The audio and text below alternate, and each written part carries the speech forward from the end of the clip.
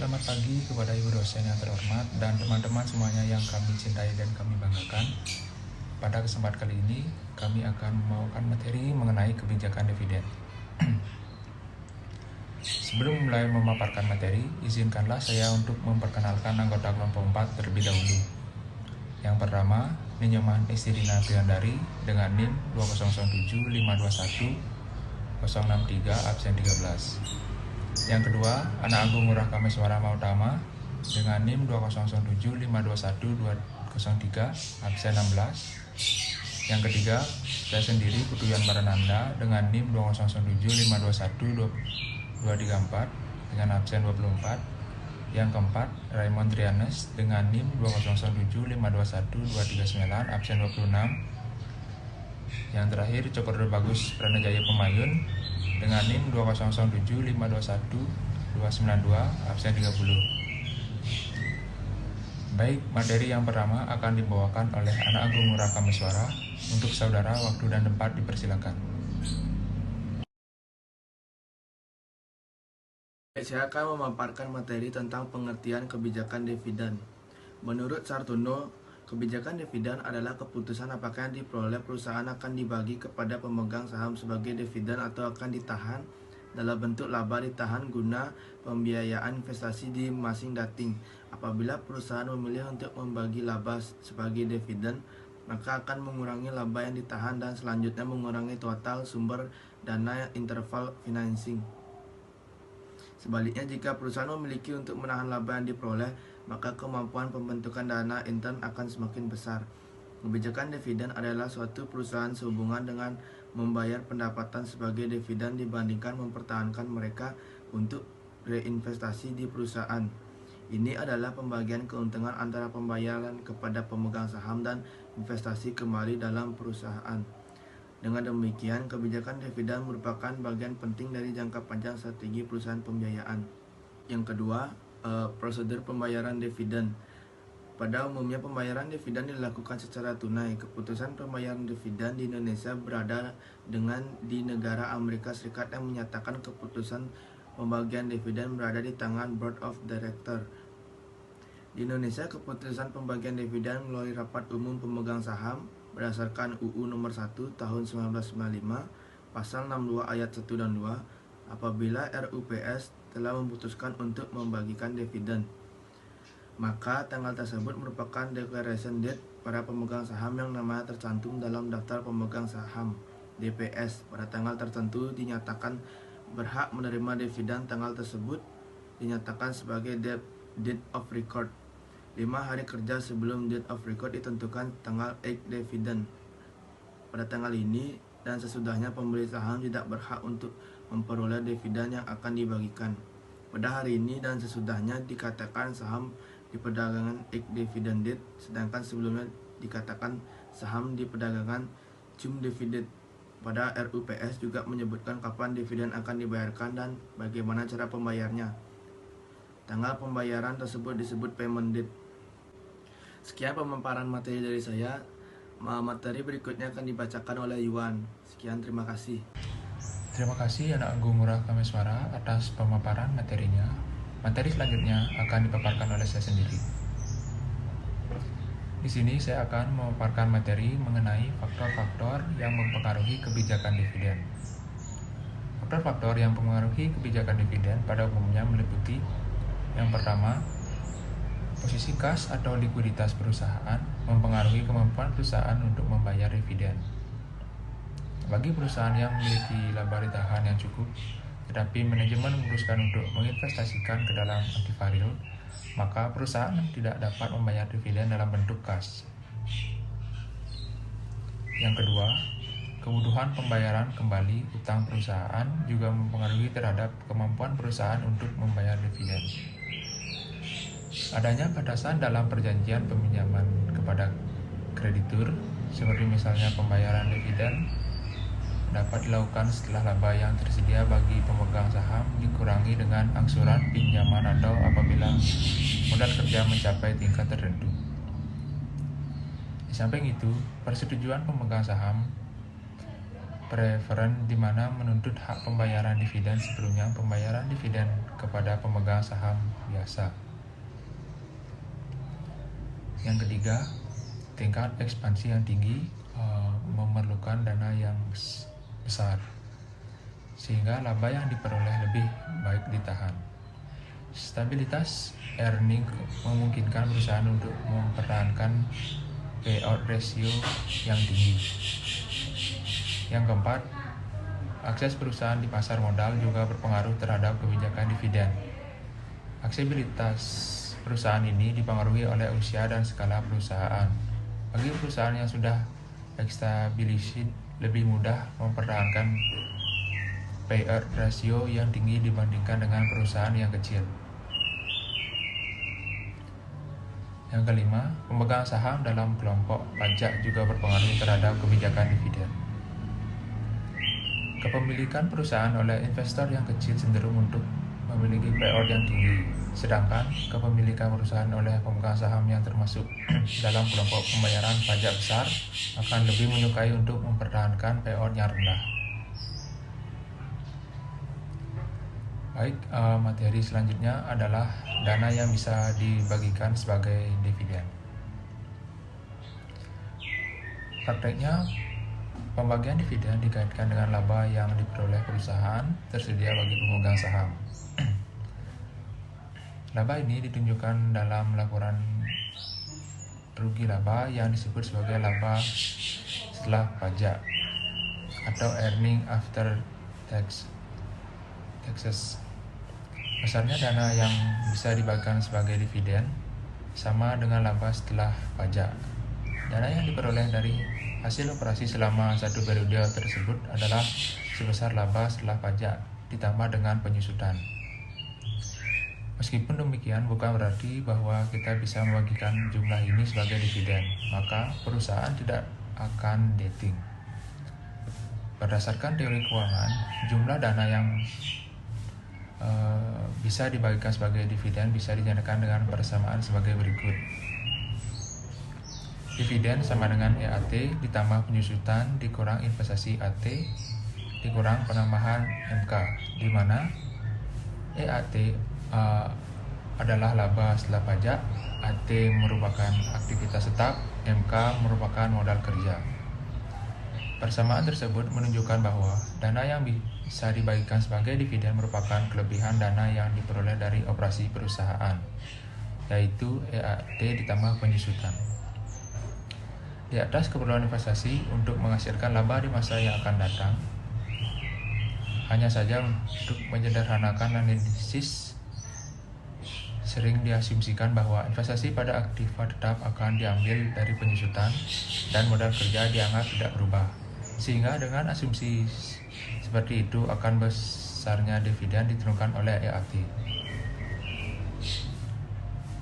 Maksimum dividen sama dengan EAT. Apabila dividen yang dibagikan misalnya hanya 40% dari EAT, maka ini berarti bahwa 60% dipergunakan untuk menambah dana untuk penyusutan untuk investasi pada aktiva tetap dari penambahan modal kerja. Baik, sekian pemaparan materi dari saya. Materi selanjutnya akan dipaparkan oleh rekan saya, yaitu Raymond Triana. Baik, terima kasih atas kesempatan yang telah diberikan kepada saya. Perkenalkan, nama saya Raymond Trianes dengan NIM 275211239 dengan nomor absen 26. Pada kesempatan kali ini, saya akan menjelaskan mengenai jenis-jenis pembayaran dividen. Nah, seperti telah diuraikan bahwa maksimum besarnya dividen yang dibagikan sebesar laba setelah pajak, maka besarnya dividen akan dipengaruhi oleh ada tidaknya kesempatan investasi. Berikut, saya akan jelaskan jenis-jenis alternatif pembagian dividen. Yang pertama, pembayaran dividen yang stabil. Perusahaan yang menganut kebijakan untuk membayarkan dividen per lembar saham dalam jumlah yang stabil cenderung untuk memiliki payout ratio yang tinggi pada saat profit mengalami penurunan. Alasan untuk memberikan dividen yang stabil dengan cara memberikan payout ratio berfluktuasi adalah agar harga pasar saham lebih tinggi. Hal ini mudah dipahami karena ada tiga kemungkinan.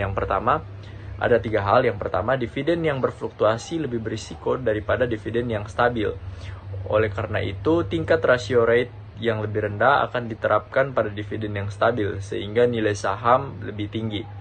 Yang kedua, pemegang saham yang mengharapkan pendapatan dari penerimaan dividen akan lebih suka untuk menerima dividen dalam jumlah yang stabil atau dividen minimum dan mengharapkan adanya premium atas saham tersebut. Dan yang ketiga, persyaratan listing surat berharga mensyaratkan dividen yang stabil dan tidak terputus. Nah, jenis alternatif dividen yang kedua yaitu residual decision of dividend. Penentuan besarnya dividen dipengaruhi oleh ada tidaknya kesempatan investasi yang menguntungkan. Sejauh terdapat investasi yang menguntungkan, maka dana yang diperoleh dari operasi perusahaan akan digunakan untuk investasi tersebut. Nah, kalau terdapat sisa, barulah sisa tersebut dibagikan sebagai dividen. Apabila pendapat ini dianut, maka kita akan mengamati pola pembayaran dividen yang sangat eratik. Suatu perusahaan membagikan dividen sangat banyak karena tidak ada investasi yang menguntungkan. Pada saat lain tidak membagikan dividen sama sekali karena seluruh dana digunakan untuk investasi. Jadi yang ketiga yaitu payout ratio yang konstan. Beberapa perusahaan memilih untuk mempertahankan presentasi payout atau laba yang konstan.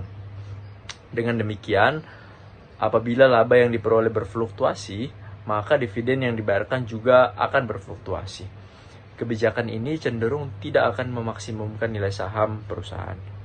Yang keempat, yakni pembayaran dividen reguler yang rendah disertai pembayaran ekstra.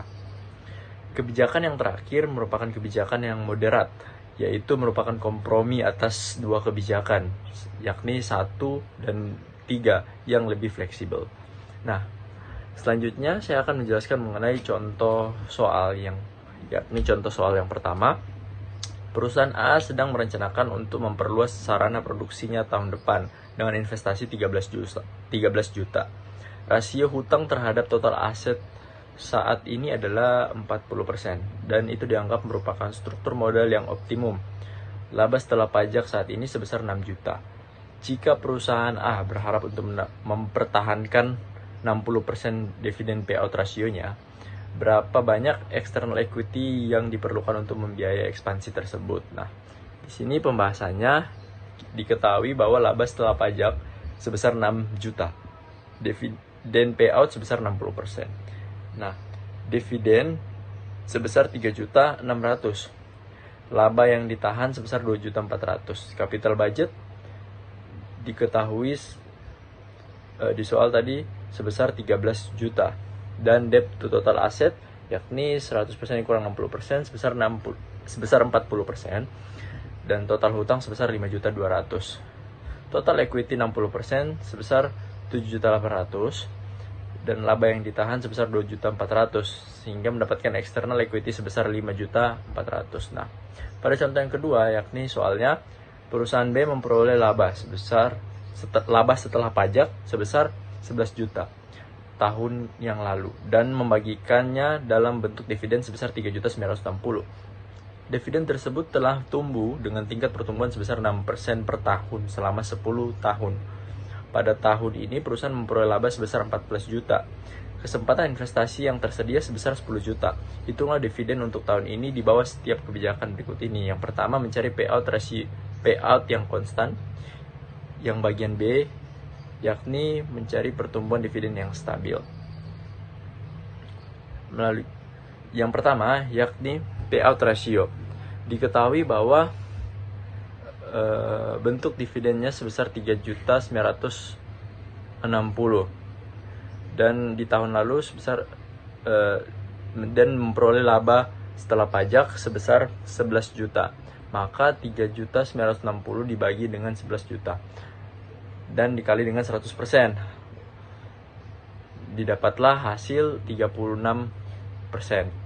Nah, 36% ini dikalikan dengan pada tahun ini perusahaan memperoleh labanya sebesar 14 juta, maka didapatlah payout ratio sebesar 5.404.000. Yang kedua, yakni mengenai kebijakan pertumbuhan dividen yang stabil.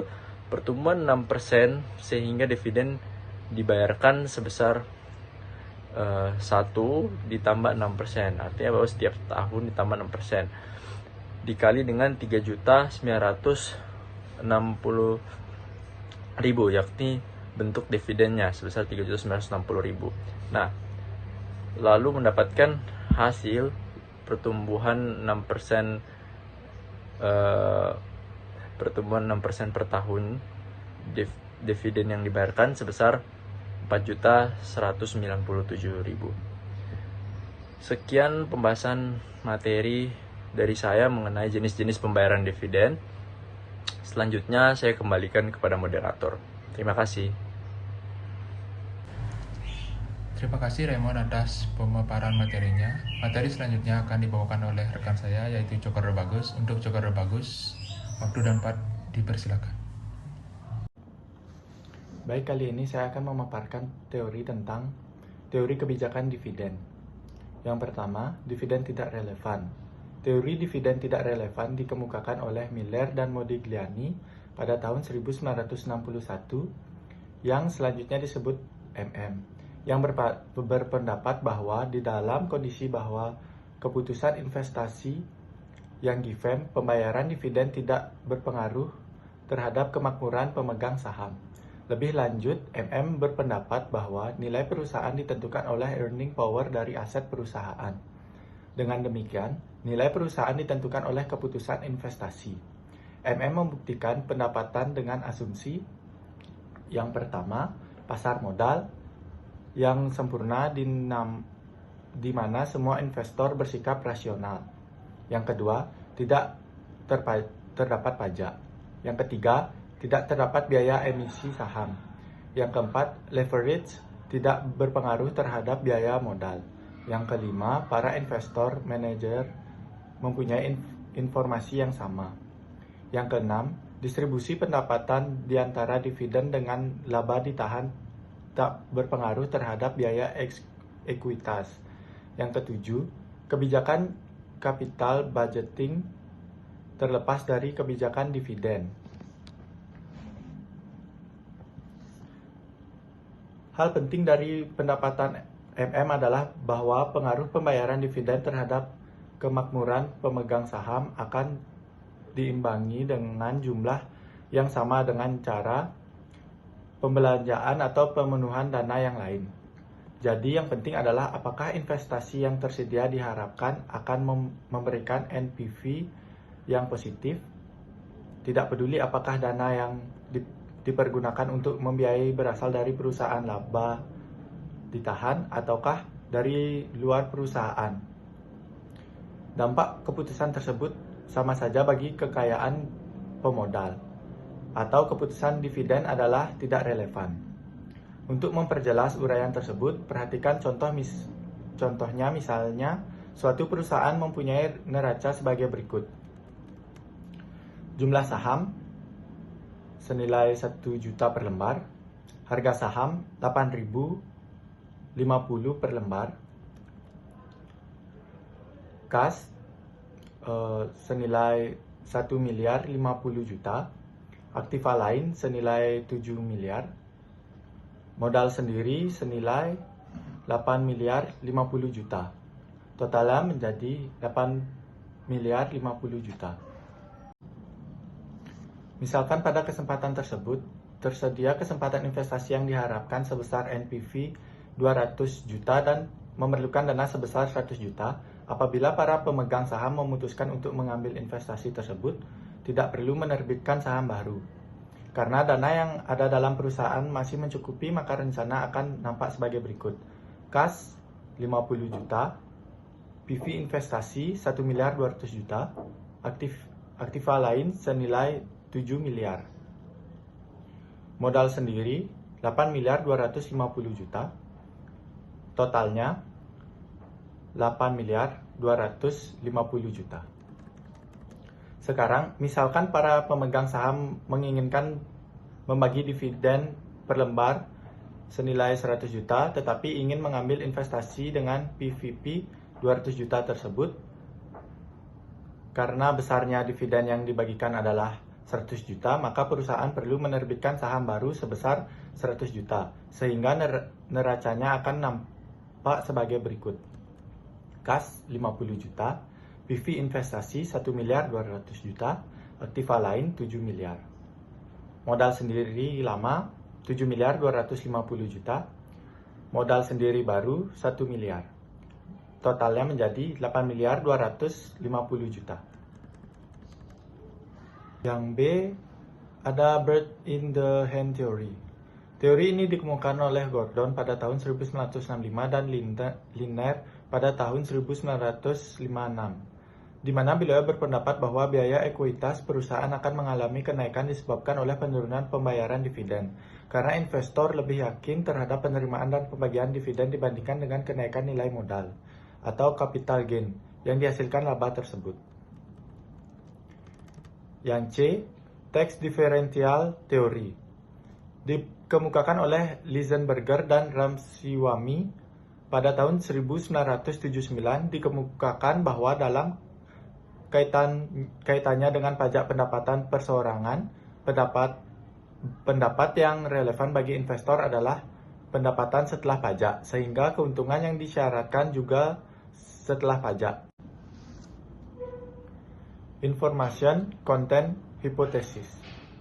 Manajer kenyataannya cenderung memiliki informasi yang lebih baik tentang prospek perusahaan dibanding dengan investor atau pedagang saham. Akibatnya, investor menilai bahwa capital gain lebih berisiko dibandingkan dengan dividen dalam bentuk kas. Kenyataan tersebut berakibat sering terjadi bahwa pembayaran dividen selalu diikuti dengan kenaikan harga saham, sedangkan penurunan dividen akan diikuti dengan penurunan harga saham. Hal tersebut menunjukkan investor secara keseluruhan lebih menyukai pembayaran dividen dibandingkan capital gain. berpendapat bahwa kenaikan dividen oleh investor dilihat sebagai tanda atau sinyal bahwa prospek di masa datang lebih baik. Sebaliknya, penurunan dividen akan dilihat sebagai tanda bahwa prospek perusahaan menurun. Berkesimpulan bahwa reaksi investor terhadap perubahan dividen tidak berarti sebagai indikasi bahwa investor lebih menyukai dividen dibandingkan dengan laba ditahan. Kenyataan bahwa harga saham mengikuti perubahan dividen semata-mata karena adanya information, konten, dan pengumuman dividen. Baik, sekian pemaparan dari saya. Saya serahkan kepada moderator. Terima kasih. Baik, terima kasih Cak Bagus atas pemaparan materinya. Materi selanjutnya akan dibawakan oleh Esterina Priandari. Untuk Esterina, waktu dan tempat dipersilakan. Baik, di sini saya akan melanjutkan materi ke-7, yaitu mengenai Clownshell Effect, Stock Dividend and Stock Split, dan yang terakhir yaitu mengenai Repurchase of Stock. Clownshell Effect. Kita mengetahui bahwa terdapat banyak kelompok investor dengan berbagai kepentingan. Ada investor yang lebih menyukai pendapatan saat ini dalam bentuk dividen, seperti halnya individu yang sudah pensiun, sehingga investor ini menghendaki perusahaan membayar dividen yang tinggi. Tetapi ada pula investor yang menyukai untuk menginvestasikan kembali pendapatan mereka, karena kelompok investor ini berada dalam tarif pajak yang cukup tinggi. Dengan adanya dua kelompok investor tersebut, perusahaan dapat menentukan kebijakan dividen oleh manajemen yang dianggap paling baik. Kemudian, biarkan investor yang tidak menyukai kebijakan dividen perusahaan menjual saham mereka. Dengan kata lain, biarlah melakukan pemindahan investasi dari satu perusahaan ke perusahaan lain. Tetapi perlu diingat bahwa transaksi ini berlangsung efisien karena adanya biaya transaksi dan pembayaran sebagai akibat dari penjualan saham. Untuk materi yang kedua, yaitu mengenai stock dividend and stock split. Perusahaan memutuskan untuk membagikan stok dividen atau pembayaran dividen dalam bentuk saham. Kondisi ini mengakibatkan jumlah lembar saham akan bertambah sebesar jumlah lembar saham yang dibagikan sebagai dividen. Stok dividen tidak mengakibatkan kekayaan pemegang saham meningkat, karena meningkatnya jumlah lembar saham diimbangi dengan turunnya harga saham dengan proporsi yang sama. Tetapi jika pemegang saham berpendapat bahwa dana yang dibagikan dalam bentuk dividen diinvestasikan kembali dan diharapkan memberikan hasil yang menguntungkan sehingga price earning ratio perusahaan meningkat, maka profitabilitas perusahaan akan meningkat pula. Kadang-kadang perusahaan melakukan pemecahan saham atau stock split, sehingga mengakibatkan jumlah lembar saham menjadi bertambah atau berkurang. Tujuan utama perusahaan melakukan stock split adalah untuk meningkatkan likuiditas dalam perdagangan perusahaan, artinya saham perusahaan lebih sering diperdagangkan. Tidak likuidnya saham seringkali disebabkan oleh yang pertama, harga saham terlalu mahal dan jumlah lembar saham terlalu sedikit. Yang kedua, harga saham terlalu murah sehingga investor mempersepsikan perusahaan kurang memiliki prospek. Dengan memecah saham, misalnya dari 1 menjadi 3, maka harga saham akan turun menjadi sepertiganya. Kalau prospek dan resiko tidak berubah, jumlah lembar saham akan meningkat 3 kali. Demikian juga sebaliknya, dengan menggabungkan 3 menjadi 1, maka harga saham akan naik 3 kali. Sehingga jumlah lembar saham akan berkurang sepertiganya. Berikut merupakan contoh modal sendiri sebuah perusahaan yang sedang mengalami pertumbuhan. Saham biasa dengan nominal Rp4.000 seharga 4 miliar, kapital surplus sebesar 10 miliar, laba yang ditahan 29 miliar, total modal sendiri yaitu sebesar 43 miliar. Saham perusahaan tersebut saat ini dijual dengan harga Rp50.000 per lembar saham. Pertanyaannya, yang pertama, tunjukkan pengaruh 4-for-1 stock split. Yang kedua, tunjukkan pengaruh kebijakan stok dividen 20%. Adapun pembahasannya, saham biasa dengan nominal Rp1.000 sebesar 4 miliar, kapital surplus 10 miliar, laba yang ditahan 29 miliar rupiah, total modal sendiri 43 miliar. Stock split hanya akan mempengaruhi jumlah lembar saham menjadi 4 juta lembar dan dengan nilai nominal menjadi Rp1.000 per lembar saham. Pembahasan yang kedua, jumlah lembar saham lama sebesar 1 juta, stok dividen 20%, saham baru yang dibagikan yaitu 200.000 dan harga per lembar saham yaitu sebesar Rp50.000. Saham biasa dengan nominal Rp4.000 yaitu sebesar Rp4.800.000.000, kapital surplus 19.200.000.000, laba yang ditahan 10 miliar, dengan total modal sendiri yaitu Rp43 miliar. Jumlah lembar saham setelah stok dividen meningkat sebanyak 200 lembar. Dengan demikian, maka besar 10 miliar harus didistribusikan dari laba ditahan ke saham biasa dengan mengalihkan 4.000 dikali 200.000 sama dengan Rp800 juta. Kapital surplus yaitu 10 miliar dikurangi 80 juta rupiah yaitu mendapatkan hasil 9 miliar 200 juta rupiah. Dan yang terakhir yaitu repurchase of stock. Perusahaan sering harus melakukan repurchase of stock atau pembelian kembali sahamnya karena memiliki kelebihan kas dan tidak ada kesempatan investasi yang menguntungkan. Alasan lain mungkin karena perusahaan akan melakukan penggabungan usaha dengan perusahaan lain. Dalam kondisi tidak ada kesempatan investasi yang menguntungkan, maka pemberian dividen atau pembelian saham tidak ada pajak dan biaya transaksi bagi investor akan sama saja. Dengan pembelian dan dividen per lembar saham yang beredar akan berkurang dan dividen per lembar saham akan lebih besar. Akhirnya harga pasar saham akan meningkat. Dapat dilihat di slide merupakan contoh suatu perusahaan memiliki laba dan harga pasar saham sebagai berikut. Laba setelah pajak yaitu sebesar 40 juta, jumlah saham beredar 500.000, laba per lembar saham sebesar Rp80, harga pasar saham setelah dividen Rp960, P atau E ratio sebesar 12 kali. Misalkan perusahaan akan membagikan keuntungan sebesar 20 juta sebagai pembayaran dividen dan pembelian kembali saham perusahaan, maka dividen per lembar saham menjadi 20 juta per 500.000 sama dengan Rp40.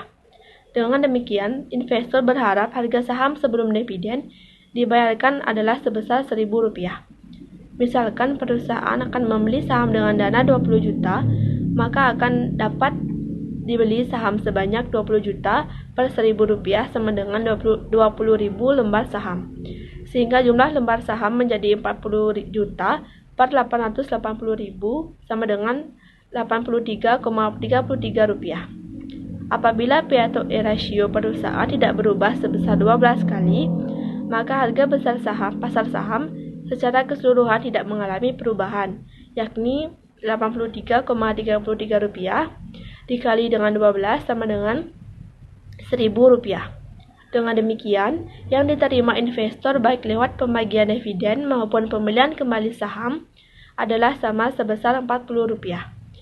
Keuntungan dari repurchase of stock. Yang pertama, repurchase of stock dipandang sebagai indikasi bahwa saham dinilai terlalu rendah atau undervalued. Yang kedua, pemegang saham memiliki pilihan untuk menjual saham mereka atau tidak. Yang ketiga, dari pandangan manajemen, pembelian kembali saham memberikan beberapa keuntungan bila dibandingkan dengan pembayaran dividen. Dan yang terakhir, merupakan suatu cara praktis bagi manajemen untuk melakukan rekonstruksi keuangan perusahaan. Kemudian ada kerugian dari repurchase of stock. Yang pertama, perusahaan mungkin membayar terlalu tinggi untuk repurchase of stock perusahaan, sehingga sangat merugikan pemegang saham yang memilih untuk tidak menjual sahamnya. Yang kedua, tidak semua investor memperoleh manfaat atas repurchase of stock karena tidak mengetahui implikasi saat ini dan prospeknya di masa datang. Yang ketiga, perusahaan bisa dikenakan penalti apabila alasan repurchase of stock ini dilakukan untuk menghindari pajak atas dividen. Yang keempat, ataupun yang terakhir, yaitu beberapa investor memandang bahwa purchase of stock dalam jumlah merupakan indikasi perusahaan tidak memiliki pertumbuhan yang baik. Baik, sekian materi yang dapat saya sampaikan. Waktu dan tempat saya kembalikan ke moderator. Terima kasih. Terima kasih Sirina atas pemaparan materinya. Baik, itu tadi merupakan materi terakhir dari kelompok kami. Selanjutnya, kami buka sesi diskusi. Untuk teman-teman yang mau bertanya bisa langsung di forum laman OASE. Terima kasih.